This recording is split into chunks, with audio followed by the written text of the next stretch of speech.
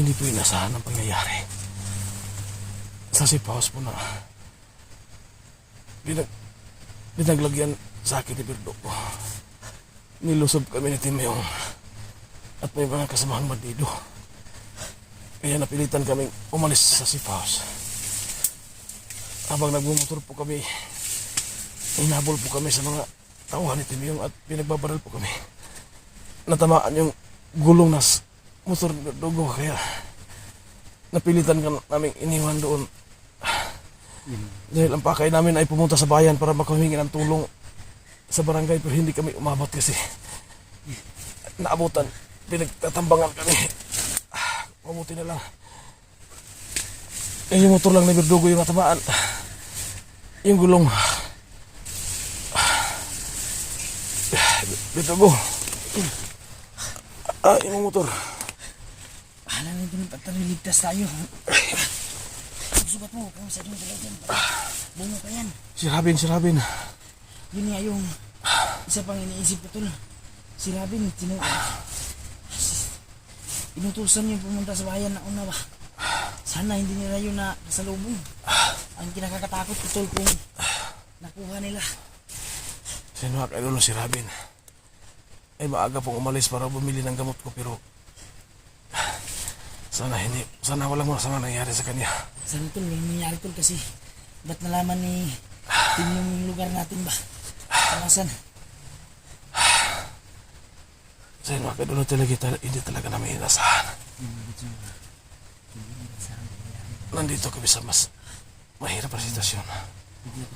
Pero hindi kami titigilan ni Tim yung at kanyang kapatid na si Leo na mapapagsak kami.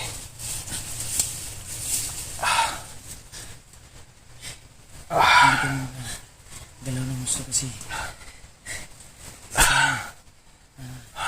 yung sugat mo pwede may Wala ka kadalag po, Silbert? yakid.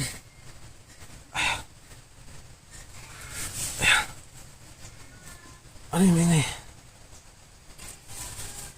Ay, parang may umiyak na bata.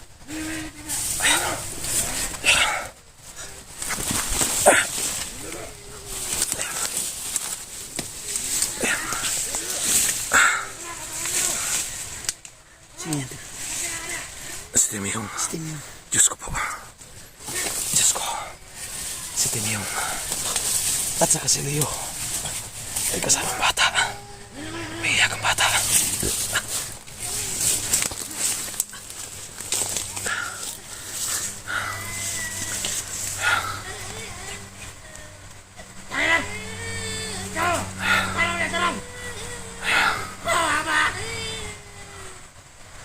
Diyos ko.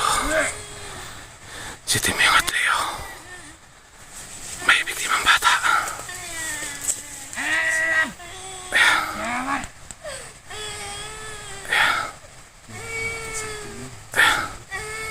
Si Leo at si Timiyong.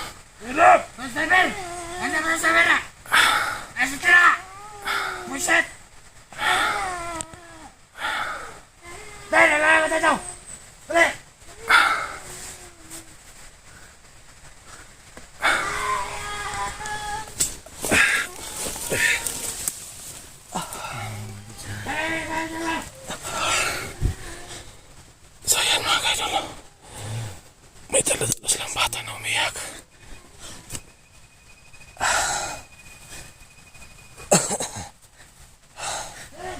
Kilala mo yung bata? Bro, Sino yun, tol? Kilala mo yun? kilala. Baka yun ang bubugtungan ng... Baka isa yun sa biktima nilang bata. Grabe yung iyak ng bata, tol.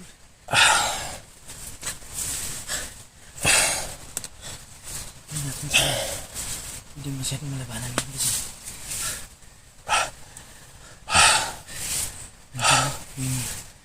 Grabe ng kasamaan ni Leo at Timiyong. Sobra talaga yun sa kanila. Pati bata. Magkabata. Magkasuntuman nila, tol.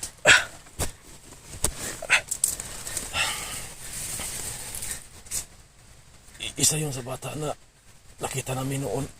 Biktima nila. Dalawa yung bata na yan. Saan yung isa?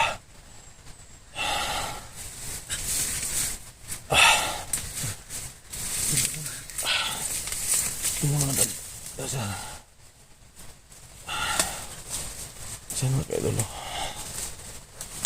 dito kami napadpad. Kasi habang nakasakay kami sa motor ni Berdogo, binababaril kami ng mga tauhan ni Timyong. Pinapilitan kami pumasok dito sa masukal na area. So sana po, sa makakita po ng video ito, kailangan talaga namin ng tulong. Sa sitwasyon namin ngayon, kailangan talaga namin ng tulong. So sana sa makakita ng video ito, mga hunters na makakita, sana tulungan niyo ako dito. Tulungan niyo po kami. Wala kami malaban sa kanila. Ayan, may papa. Berdugo. Narinig mo may pabais-bais na motor na sa padang itaas, oh. Baka yun ang mga tauhan ni Timyong. Aray. Ang masaklap pa dito, hindi natin kilala yung mga tauhan ni Leo kasi maraming tauhan yan si Leo, yung kapatid ni Timyong.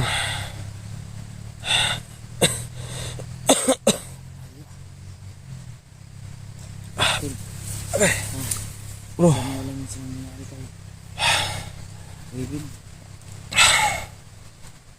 Magawa natin ito, magdasalan tayo na walang masamang mayari kay Riven. Kasi nautusan natin sana mapabili ng gamot. Pero ito yung nangyari.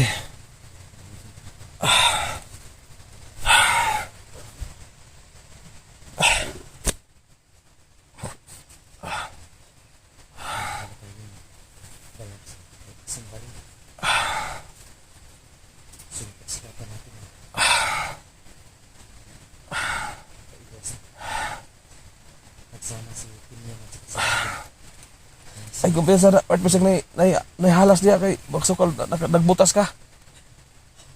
Ha? Nadala kang butas. Ano to? Ha?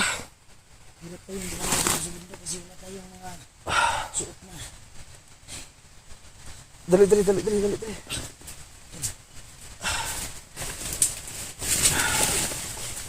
Masyadong maganda kasi sa yung sugat mo gumi.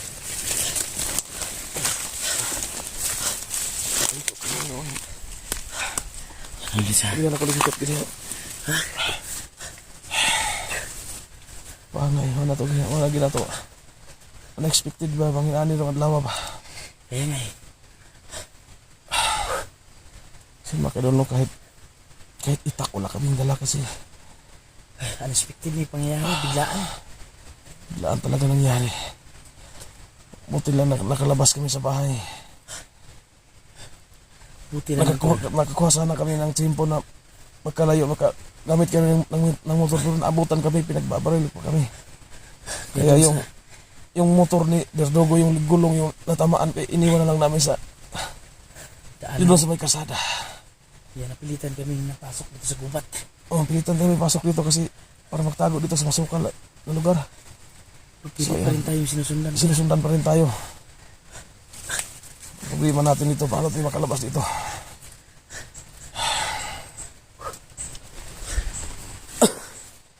Pagkaon, huwag ito dala sa gamay, no? Wala na iwan doon lahat.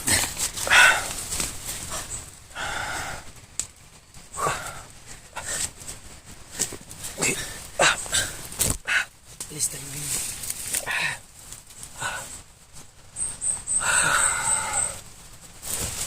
Hindi tayo pwedeng doon dito to kasi nahirapan ka. Huwag na doon sa itaas. Mahirap yung... Ayun. Yung sugat natin. Kuha sa mga dahon na di, kasi haklap, may bulgol. Kumikirot yung sugat ko. Yung kahit anong, yung mga halaman. Ano pa ko to?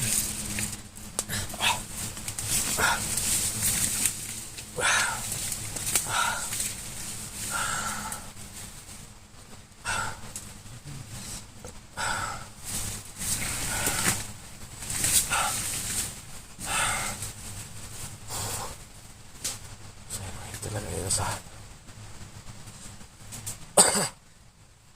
Hindi mo masyado magaling yung sugat ko, pero sa mga nangyari kay Riven.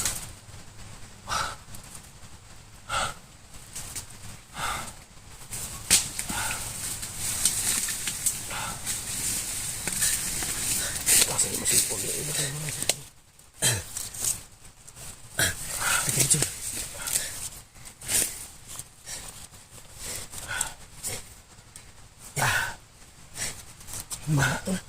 At kagalasan na ko is palitan natin ito kasi tagala ito palitan natin itong damit kasi maiksi yan maiksi lang yun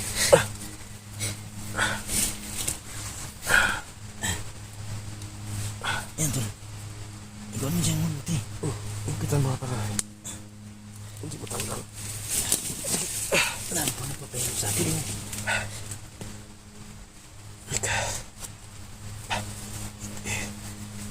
ipitan mo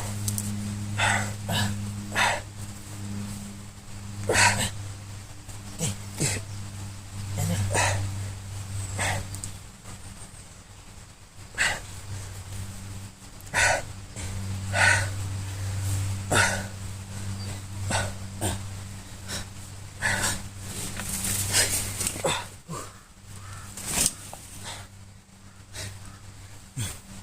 Nakatayo mo si.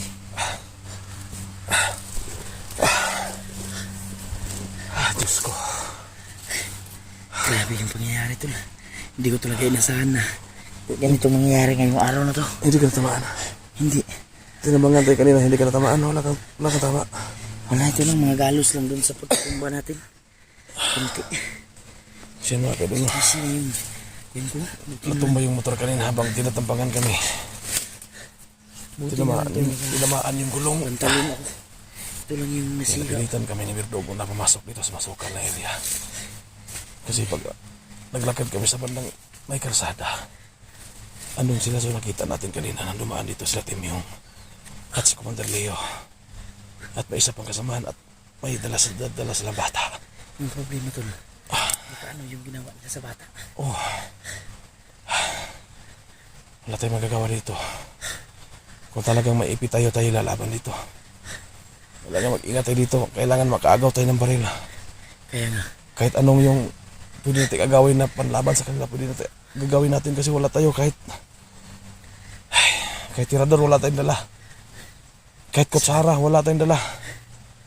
Kasi alam mo kanina mga kaidolo, kumakain na sana kami pero biglang tumahol yung aso, hindi kami nag-video. Kasi nagbadali kami, pabutin lang nadampot namin yung mga cellphone namin. Buti na lang tol. Talaga. Nakaingay yung aso ah. Oh. Kaya sus, nakataon at doon nabulaga tayo dun sa loob. Pinagtatakubat tayo, natuntun dun. Basta ni. Biudang asawa na to ani gyud ang dagan. Yan tol. Expected yung mga lods kasi kahapon may handaan dun sa bahay. Nagdala ako ng kunting ulam para makakain si Johnny ba. So, Hindi ka nasundan kanila. iwan ko talaga tol. Pero ano naman no, yung paglakad mo lang naman. Wala naman na. Ingat naman talaga yung paglalakad ko kanina. Hindi siguro ako nasundan. Yan ang hirap. Yan ang mahirap dito kasi hindi natin alam na Ang delikado dun. Kasi hindi pa gaano katagal bago nakalakad si Riven. Dumating sila Timyong. Sana walang nangyari sa kay Riven. Walang nangyari dun kay Riven. Sana hindi siya nasulubong. Oo. Kasi kung nagkataon. Ay, tingnan mo doon sa kalsada. Sige lang. Tingnan mo kung pwede na ba tayo umalis dito. Maghanap tayo ng pwede natin ano.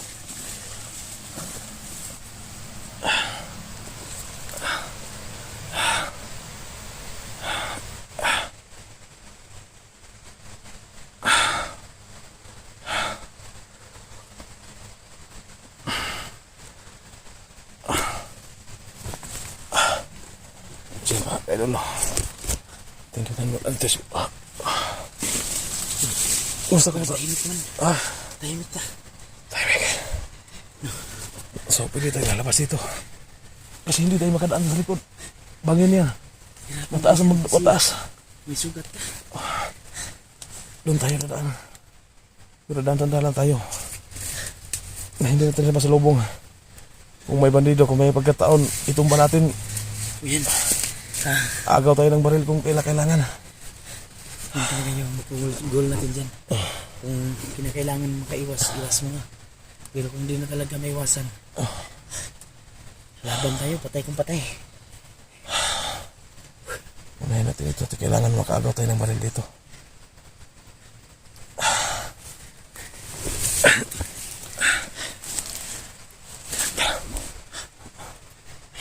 Parang may nag-iingay na sa taas. Sa balang itaas pa eh. Narinig kami nag-uusap.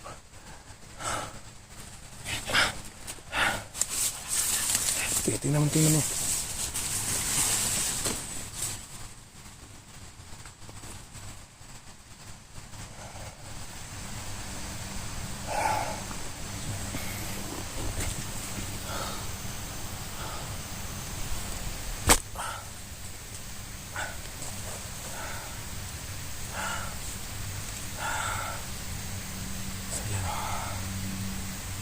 Natuntun kami ni Timyong at Wanderleo.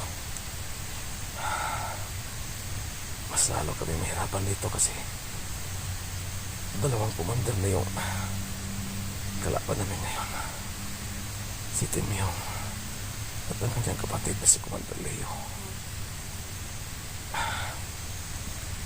Itugo.